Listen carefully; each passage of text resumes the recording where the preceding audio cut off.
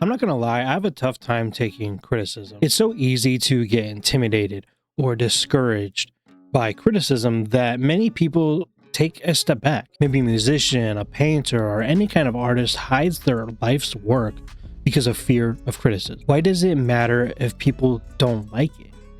The obvious answer is that it means absolutely nothing if someone doesn't like it. 99.9% of people who criticize have no credentials to do so. And the same drive that makes you an artist and encourages you to share your art is the same reason why you go on any successful person and find hate comments on their social medias. The number one reason they do isn't even the obvious fact that they're just hurt people that want to make you feel hurt as well.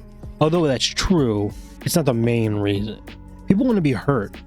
They have an opinion and they want to share it because in this age of the internet, there are so many voices that get drowned out. They lock onto something that'll make their voice stick, and that's negativity. That's why a simpler disagreement online could end in a death threat because that sticks. Changing the video angle. The reason why I'm talking about this in this sort of context is because there was a time in my life where even I would consider myself an unbearable douchebag. I made fun of people for stupid things because I didn't know what to say at times.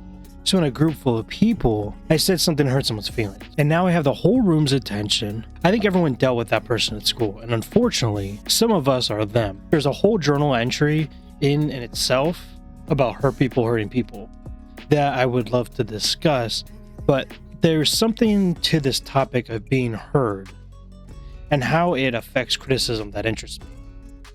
I think the first time I intentionally hurt someone and actually noticed and felt bad about it was when I began making music. I would produce beats like every teenager would do at the end of the 2016 into 2017 period, hoping one day I would end up rapping on them and become a famous SoundCloud rapper like XXXTentacion or Lil Pump. Crazy, I know. But when I would write, no words came out. Nothing made sense. I had no story. I was a kid who held in his feelings because he gave up on talking to his friends about them, because no one seemed to care. I found some people that gave me attention, and they were far from the people I really should have been spending my time with looking back, but it was somewhat of a community for the first time in my life. They just didn't let me speak the way I wanted to. It didn't feel right.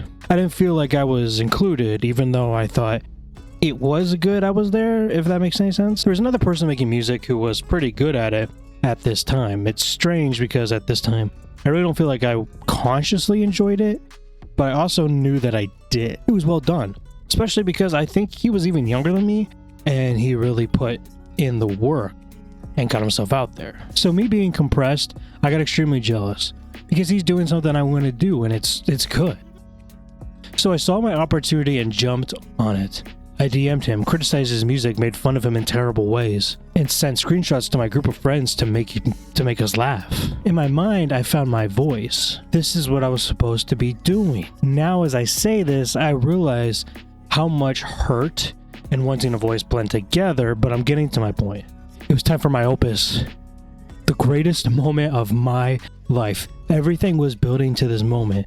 The moment right here where I finally decided to write a diss track, and I was ready to take my crown as the Tupac of my generation. The diss track sucked. I stole Post Malone style type beat template and claimed it was mine. People thought it was cool for a day. Not really at all. The whole plan was I'm gonna get the boys together and we're gonna write a diss track and I'll perform on it and we're gonna fucking win. They had nothing to do with it.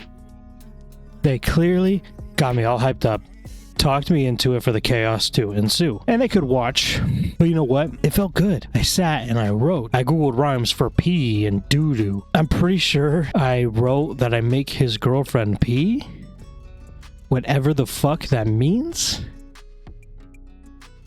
It was amazing. I jokingly said it was my opus and the greatest moment of my life. But it was actually super important. Because I was an asshole. And I looked like an asshole. Hang with me here. I was completely embarrassed by someone who actually had skills and talent at the time. and his diss track was sick. Part of me was thinking I brought something out of him that he needed, and I hope so, because then it would have been worth his time. What made this a defining moment in my music and artistic journey was that I learned I could do it. I have that drive to create a song and dig through the weeds to make something, regardless on how good it is. To bring it back to the lesson of this story, or whatever you want to call it, I found my voice. I found my outlet. Ripping out pee and poo turned into clearing my head about when a day is rough. The times a simple crush became too much.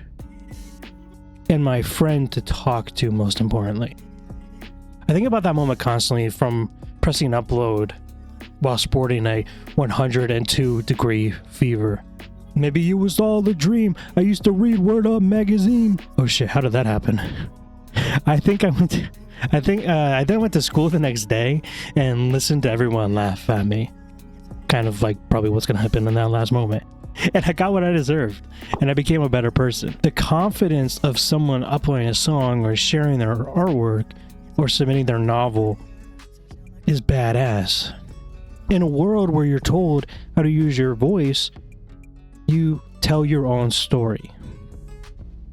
That's what people are missing. Wanting to tell my story feels as if it's a natural feeling, and I believe that these people who say and do these things on social media are looking for their voice. It's easy to write someone off as hurt, evil, sick, whatever label you want to put on them, but we as a species are creative creatures. We painted on cave walls during a rainy night with nothing else to do. We played the drum as we marched into battle. We gave the best business pitch of our life, and I'm here speaking to you. I started this talking about how scared I was of criticism, but I've learned who to talk to, who's really trying to give me advice, and who's trying to tear me down. I know who is trying their absolute best as well. But something I've processed in this moment of speaking my mind is just let someone use their voice and let them find it, and I'll see you next time.